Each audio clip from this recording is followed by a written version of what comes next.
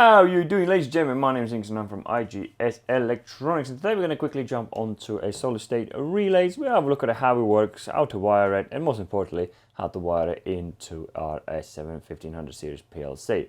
Also, we're going to look at a couple of other things about solid state relays to pay attention to, and something to look out for when you do design your system. And also, I'm going to be going through and wiring it in live, so you guys can see how I've done it. So yeah, that's what we're going to do today. So without further ado, let's get started.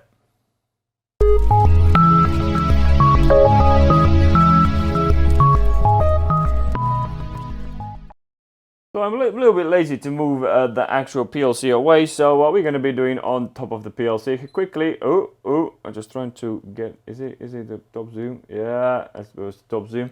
So we can quickly have a look at the two types of very common. There's also all different types. There's really skinny ones as well. The relays itself, as you can see, this one is quite small one, and this can process at 50 amps. And this one is quite a chunky one, as you can see, and it says it can only work with a maximum of 10 amps. And also, as you can see, it's got voltage inputs in here. We're gonna get to that in a minute. The reason this one is so small and without nothing on it, because this solid state relay, these type of solid state relays, I sold with the option that you need to design or create your own heatsink. So this guy in here, he's got his own heatsink and he's more or less designed to handle 10 amps. So when you buy this one, as you can see, it says it can handle up to 50 amps, but it will produce enormous amount of heat. So the key one in here is for you to make sure that you design your own heatsink for it. So if you don't, obviously this is not going to last long, it will burn out. So when you see these or you buy these, don't just put them straight onto the system and without any heatsink and you think it's going to work. No, that's not the way it goes. I think the general rule is anything after, I think 5 amps or something like that, depending on who is saying it, you need to start thinking of putting the heat sinks on it, because it does generate heat. And that's why, as you can see, this one in here is quite a kind of a chunky heat sink. As you can see, it was manufactured by Omron, but it's designed to handle that full 10 amps 24/7. So another point you can see in here is these inputs in here. These inputs can vary. They could be as you can see, my one is 3 to 32 volts. This one is 5 to 24 volts. This is basically telling you of what voltage the input will be activated, and the relay in here will close off. They can come in different formats. They can come in milliamps. They can come in volts, and I think there's some other ones. So I can't remember what else. But generally, what you can see all around it is voltage, and these are the most common ones used. And there's also 3 different types of solid state relays. But the most common one is used just on and off. This is like standard on-off solid state relay. Nothing too complicated. As you can see in here, we've got A1 and A2. These two in here is going to be activating our input in here, and in here is a 4 and a 3. This is where we'll be activating this input in here. So we're going to be using this guy because we need I don't have heatsink for this one, so we're going to be putting that to the rest. So yeah, I haven't said that, so let's jump on and get this bad boy wired in. Alrighty, there we are. I already wired it in, and I'll talk you through everything how that's been done. So let me zoom out a little bit. As you can see in here, I've got my heater in here, which is going to end up in a Mr. Grumpy's cup. Right in there, like so, you can see in here. And also, it will get is a temperature probe that we wired it in the last video. So it gives us a bit of a good understanding of how to work with our PID once we get to it in the next video. So as you can see, the heater itself, the heater itself has got a neutral and positive as a standard.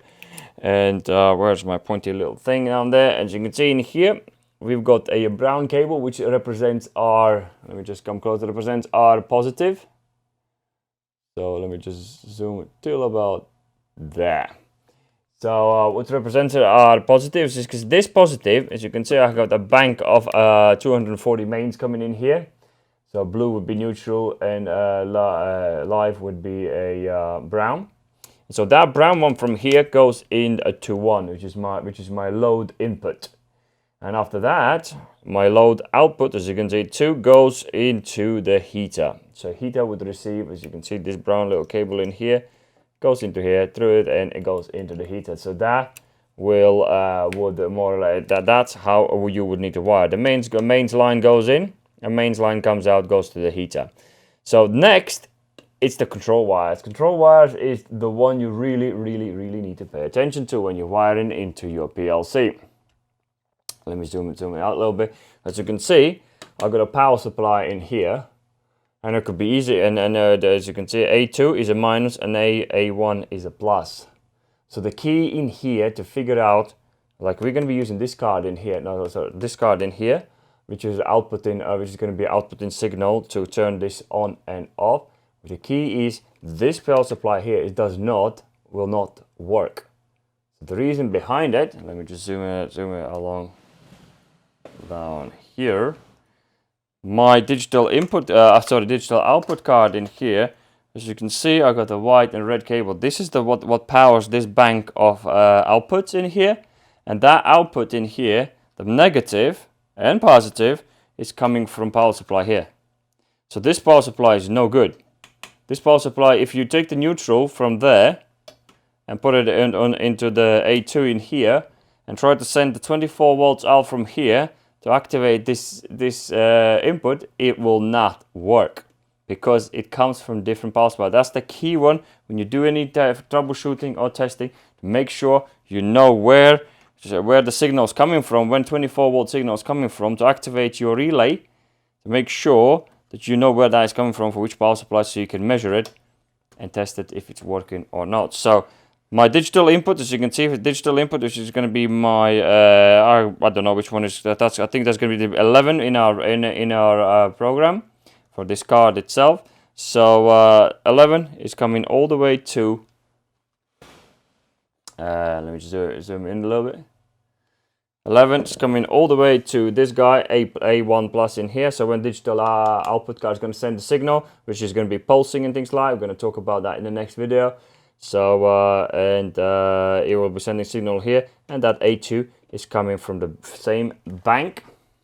Show you. This is a crucial part that I'm trying to teach as well to all my young'uns as well. I can't move it anymore for whatever reason. We can't move it a little bit more. So this power supply in here is supplying my negative right here. If I would use this PLC, which we probably later on in the future, when you're going to get to it, I'll be using probably different power supply to run this guy. I'll be using ease outputs and inputs from most likely from this power supply in the future. So the key one, remember guys, we are outputting from this card in here. Hope you can see my finger in here. This card output in here. This card is powered by a power supply right down there. So I need to make sure the negative here comes from that power supply that powers my output card, and that a digital output, whatever digital output I choose, is coming to my input.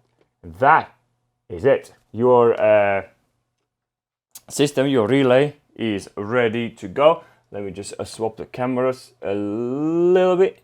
So, and that is how we get our relay wired in, and it's pretty much is ready. So we've done our temperature probe, we've done our relay, now it's programming. So that's what we're going to be jumping on to next video. So hopefully you guys join in and have a look how that works. We got the HMI to set up, we got the PID to set up. I've talked quite a bit about the PID and a lot of the things that I've been playing a lot.